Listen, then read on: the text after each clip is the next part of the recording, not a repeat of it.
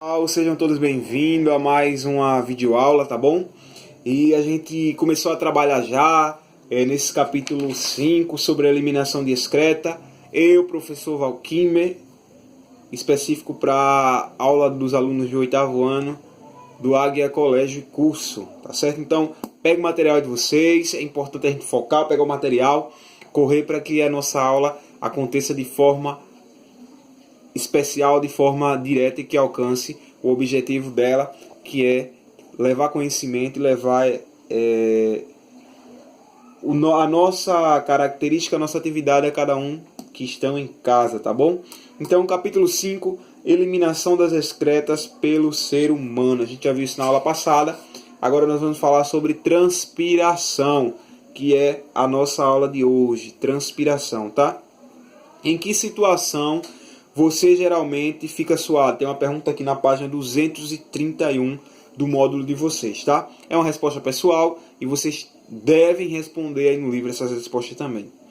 Você já percebeu que ao praticarmos algumas atividades físicas intensas, geralmente começamos a suar? É algo bem normal, né? A gente anda de bicicleta, por exemplo, joga bola, faz uma corrida, musculação, ou uma atividade de dança, por exemplo, a gente já começa a transpirar, a suar, tá bom? Como vimos no capítulo anterior, as glândulas sudoríferas produzem o suor. Então nós, mamíferos, nós temos essas glândulas que estão presentes em nosso corpo como forma de excretar esse suor do nosso corpo, tá bom? Que é fundamental na regulação também da temperatura e da eliminação de algumas impurezas do nosso corpo.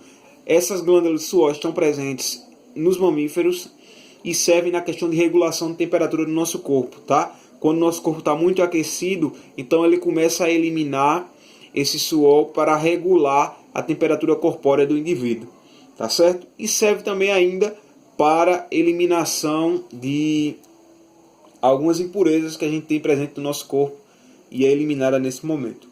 Quando a temperatura do nosso corpo aumenta, os receptores de temperatura presentes em nosso corpo enviam informações para o sistema nervoso, que responde aumentando a liberação e a produção de suor, tá? Então, automaticamente, esses receptores presentes no nosso corpo mandam informação para o nosso cérebro e o nosso cérebro entende e transforma essa informação presente em nosso corpo na liberação de suor, tá? Aí nós temos uma imagem aqui de um jovem realizando uma atividade física, tá? E essa liberação de suor sendo acontecida. A gente vai ver aqui também o esquema ao lado que a gente vai acompanhar aí no livro, tá? Nós temos aqui uma parte da pele que diz que o suor contém sais e água e algumas excretas como ureia, por exemplo, é o suor eliminado por meio dos poros e dos folículos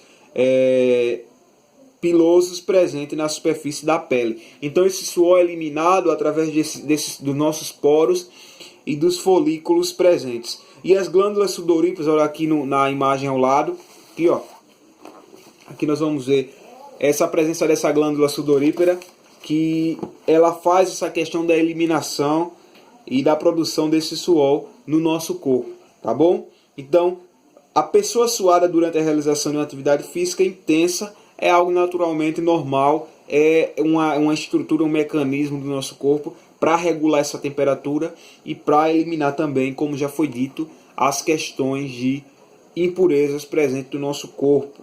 Aí temos aqui um texto abaixo que a gente pode ler e pode entender o odor do suor, tá?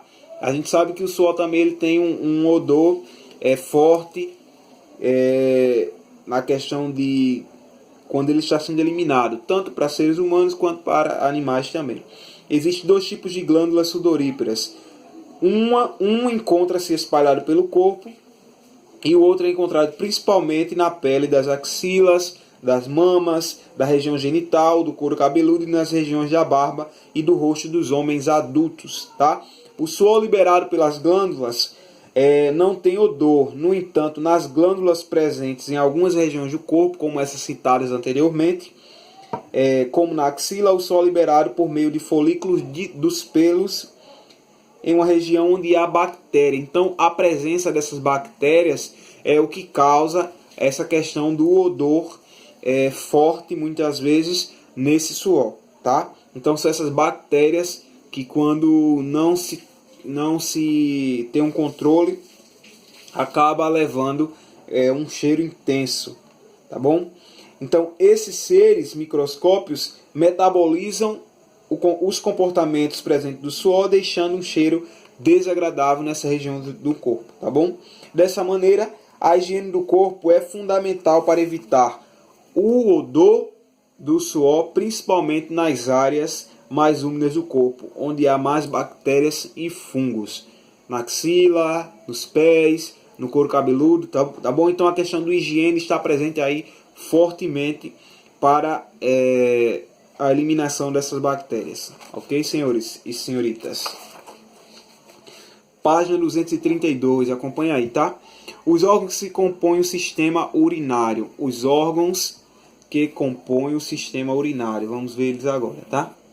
A excreção é feita pelo sistema urinário, ocorre por meio da produção de eliminação da urina, tá?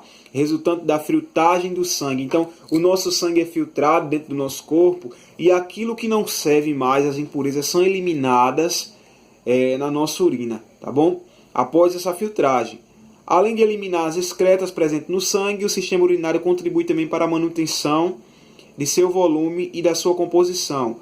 Isto ocorre porque, além das excretas, o sistema urinário elimina componentes que estão em excesso no nosso sangue, como determinados sais e água. Então, quando aquilo não está servindo, está causando um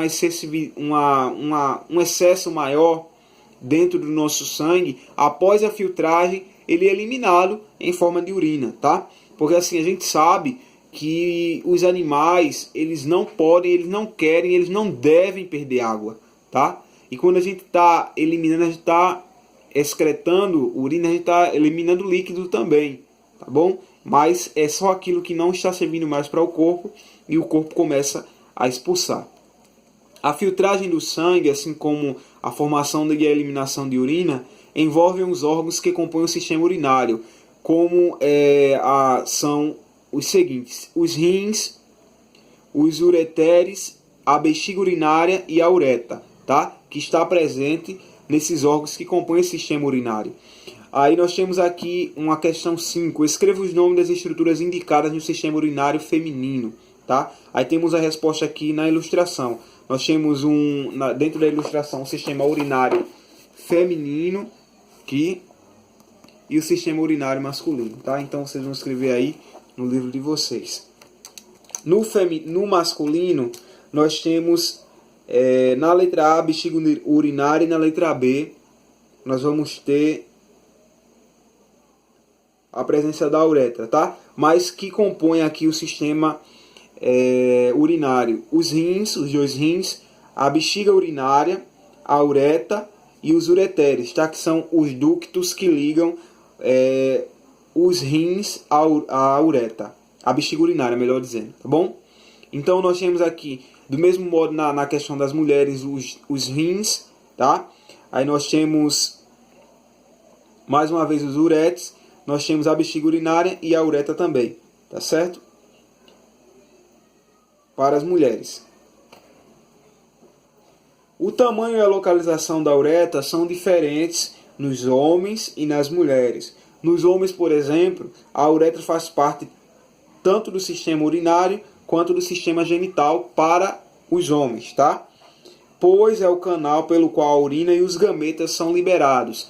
Esse canal ele é utilizado nessas duas funções na questão dos homens.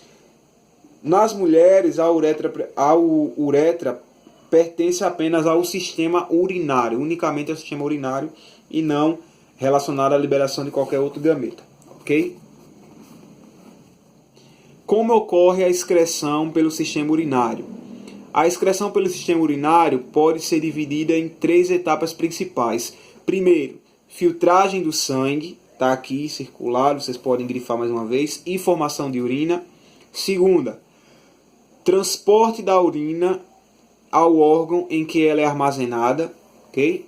E a terceira, transporte da urina para ser eliminada do corpo. Aí segue esses 3 passos que vocês podem observar aí nessa sequência. E nós vamos observar agora a filtragem do sangue e a formação da urina.